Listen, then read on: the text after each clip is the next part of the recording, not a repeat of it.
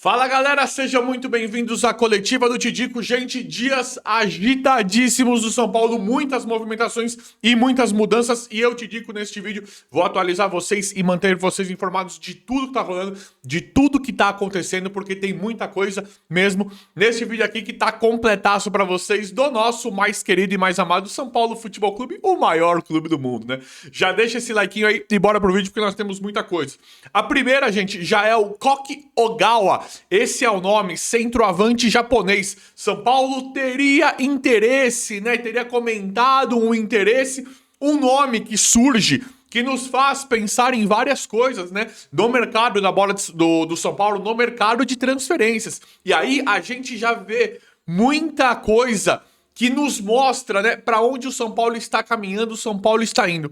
O Koki Ogawa, ele é um centroavante japonês que joga no futebol da Holanda, é isso, né? O da futebol holandês tem um valor relativamente ok de mercado, né? Custa em torno de 10, 12 milhões de reais, mas isso é só uma estimativa, tem 28 anos, e aí o São Paulo teria tido interesse, né? Falam que o São Paulo tinha interesse, depois falam que o São Paulo não tem mais interesse, mas era o nome que o São Paulo queria contratar. É muito estranho, não só por esses interesses, o São Paulo ele esconde informações. Lembra do Rames mesmo? São Paulo não tava contratando e tal, no final tava, né? Então, qualquer jogador que apareça aí, que ventile o nome que surge, o nome, pode ser sim, assim que tem alguma coisa, alguma história.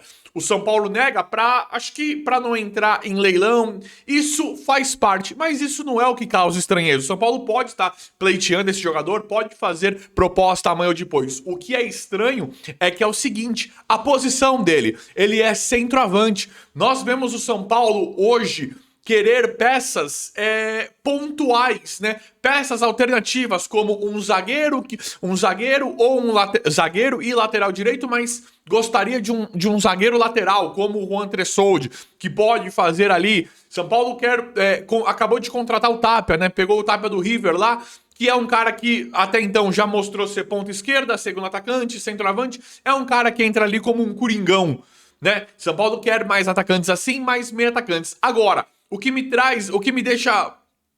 causa muita estranheza, o que eu fico assim, por que o São Paulo quer mais um centroavante? Nós estamos vendo o Lucas Ferreira ser dado de graça, né? Mais um da lista, né? Nós estamos vendo tudo acontecer agora em relação ao Lucas Ferreira. Para quem não sabe, eu vou atualizar vocês também em relação a isso. Mas ficou claro que é engraçado falar isso, gente. Mas não era a escolha do Hernan Crespo não colocar. Hoje, pra mim, o que eu acho, te digo, não era escolha técnica. Nós víamos ali que a questão do Lucas Ferreira, até então, o Crespo não estava escolhendo o Lucas Ferreira pelas características do jogador. Hoje, pra mim, já é algo completamente diferente. Inclusive, eu comentei com o Juba. Eu falei assim, ó. Então tá explicado porque o Crespo não usava o Lucas Ferreira. Porque ele estava sendo negociado. Porque tem uma possível negociação com o Shakhtar e com o Cruzeiro, talvez, né? Tem o Shakhtar querendo comprá-lo, isso acho que ficou público aí. E um suposto interesse do Cruzeiro. O Shakhtar acho que quer pagar coisa de... quanto? 8 milhões de euros, o São Paulo quer vender a 10, algo assim, né? Mas eu já vou chegar no Ferreirão. Acontece que fica claro agora, né? Como nós não sabíamos a não continuidade, a ausência do Ferreirão com o Crespo, agora fica muito claro. É que o Crespo muito provavelmente não quis usar o Ferreirão porque ele estava sendo negociado, porque ele ia ser vendido. Vendido não, né? Doado. Peraí. E aí o que acontece? Esse Koki Ogawa, por que esse nome tá surgindo no São Paulo se ele é centroavante? Será que o Neverton já tá vendido mesmo machucado? Será que o André Silva tá de saída? E o Calleri vai voltar pro São Paulo? Todas essas hipóteses voltam à tona porque a gente sabe que nós não podemos acreditar, confiar 100% na diretoria do São Paulo quando o assunto é contratação, negociação. Então é muito estranho, mas é essa história desse japonês que surgiu, Koki Ogawa.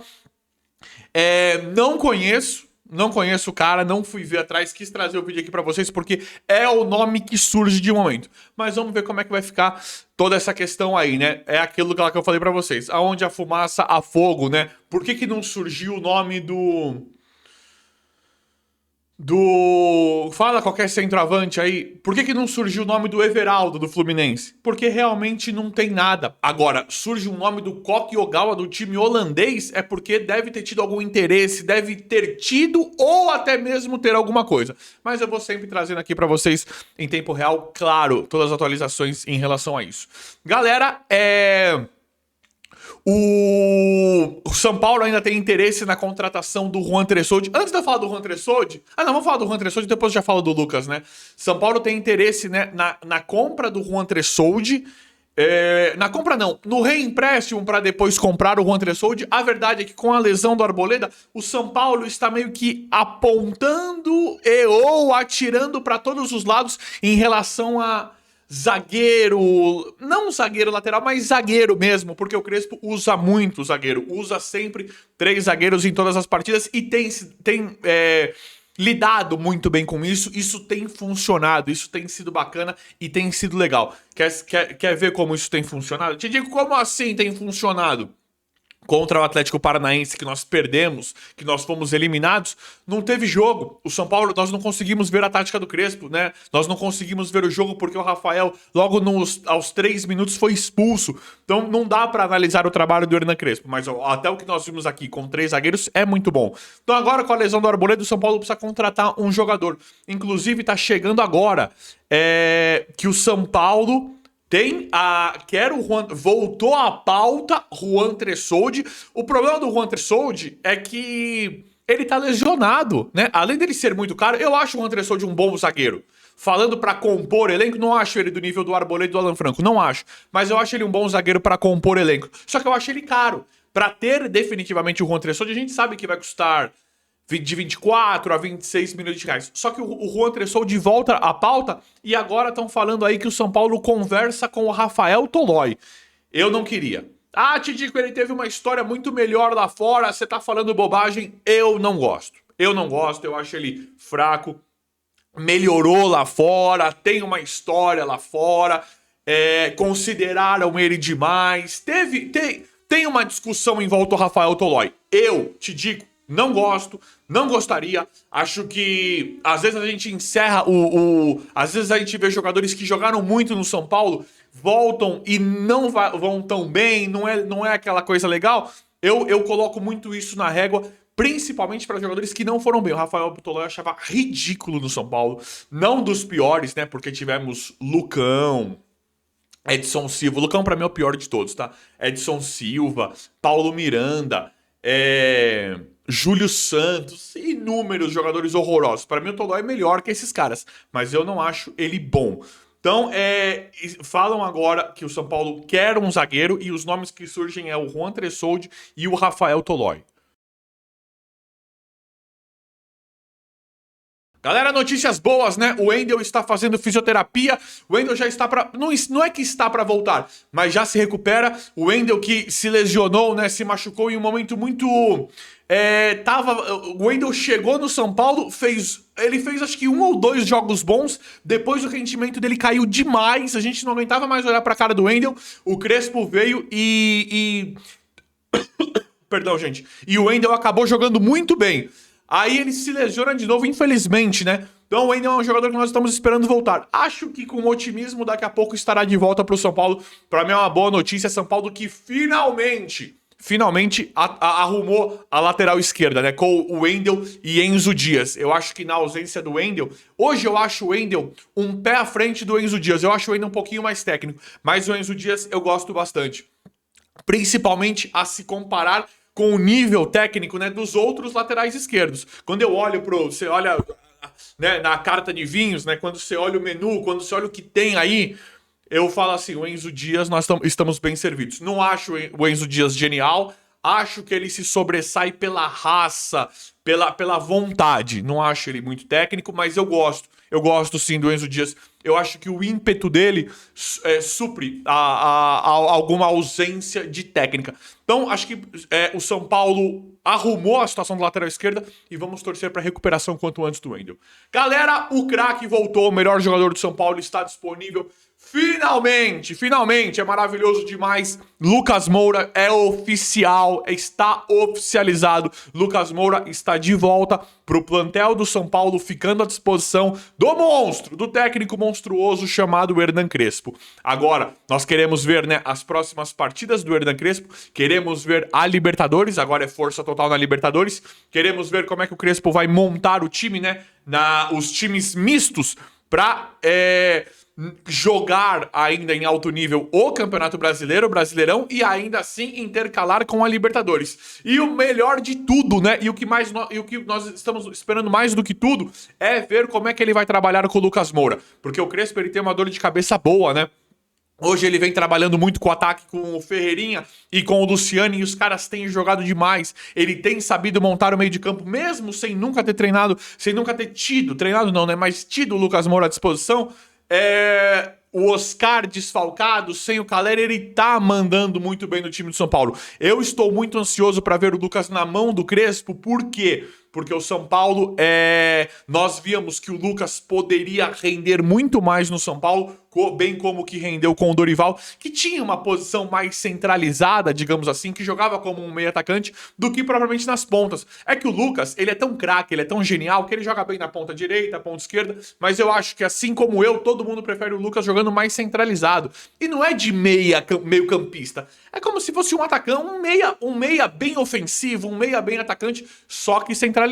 E eu tenho certeza que o Crespo vai conseguir extrair, vai conseguir escalar, colocar o Lucas na sua melhor posição, como ele faz com as outras peças, como ele faz com os outros jogadores, mostrando, provando cada vez mais que ele é um técnico muito competente e é o técnico capacitado finalmente para fazer isso. Mas galera, além disso, São Paulo tá ficando sem ponta. Movimentações muito estranhas em relação ao São Paulo, envolvendo Lucas Ferreira, Henrique Carmo, e aí nos remete àquela questão do Neverton. O Neverton, ele é um cara do... O Neverton, ele tá jogando muito bem no clube que ele tá. Está no próprio Shakhtar aí e foi um dos que tava nessa fila de doações do São Paulo, né? Foi vendido por... Se é que dá pra falar a palavra vendido, aproximadamente 20 milhões de reais. Foi isso que o Neverton foi dado de graça com um começo muito promissor que ele tinha na base, com impressões muito promissoras. Então o São Paulo, qual que é a jogada? Olha o Estevão que tá fazendo aí. Acabou de estrear com gol. Quando nós temos jogadores assim que precisam virar Estevões, digamos assim, que tem potencial para isso, que podem fazer algo, pode não ser tão bom igual o Estevão lá na frente, mas pode chegar em algo parecido em relação a futebol, ou até mesmo em venda, o São Paulo dá de graça, o São Paulo doa de graça. Então o São Paulo precisa abrir os olhos porque vai acabar ficando sem ponta. Agora é o Neverton, foi o Neverton, agora é o Lucas Ferreira pro mesmo Shakhtar aí, ou o Cruzeiro, mas eu acho que muito mais chance de ir pro Shakhtar. E o Henrique Carmo também sendo negociado. E nós temos também o William Gomes, que o São Paulo deu de graça pro Porto. Então, são jogadores... te digo, mas calma aí, ninguém... São jogadores muito promissores. Você vai falar, te digo, mas ninguém virou ainda. Mas são jogadores muito promissores que poderiam ter um futuro espetacular à frente do São Paulo Futebol Clube. Ou até mesmo em clubes de Europa. Olha o William Gomes, o que tá jogando no Porto. Esse Neverton. Nós acabamos... E não é você é muito otimista. Olha o que a gente acabou de fazer. Fizemos em um passado recente, digamos assim, com o Antony e com o David Neres. 2 jogadores espetaculares, 2 jogadores excelentes falando nível Brasil. Aí você tem o Neverton, que pode estourar. Foi dado. Você tem o Lucas Ferreira agora nessa negociação com o Shakhtar, podendo ser dado também. Falam em aproximadamente 50 milhões de reais. Deveria ser no mínimo 90. E tem porcentagem de outro clube, viu? São Paulo acho que não pega 100% no Lucas Ferreira. Tem o Henrique Carmo, tudo jogador bom. O Henrique Carmo, pra mim, ainda hoje mais preparado que o Lucas Ferreira. E o William Gomes. E tem o Luca, que por enquanto ainda não apareceu nada, mas é o próximo a ser doado também. Então o São Paulo precisa abrir os olhos porque pode ficar sem ponta. Vamos esperar pro Lucas voltar rápido e a gente ver tudo direitinho que vai acontecer. Mas eu vou apurando, atualizando, trazendo tudo aqui pra vocês em tempo real. O vídeo hoje foi esse, espero que vocês tenham gostado. Se inscrevam no canal, ativem as notificações e vão deixando like. Obrigado e até a próxima.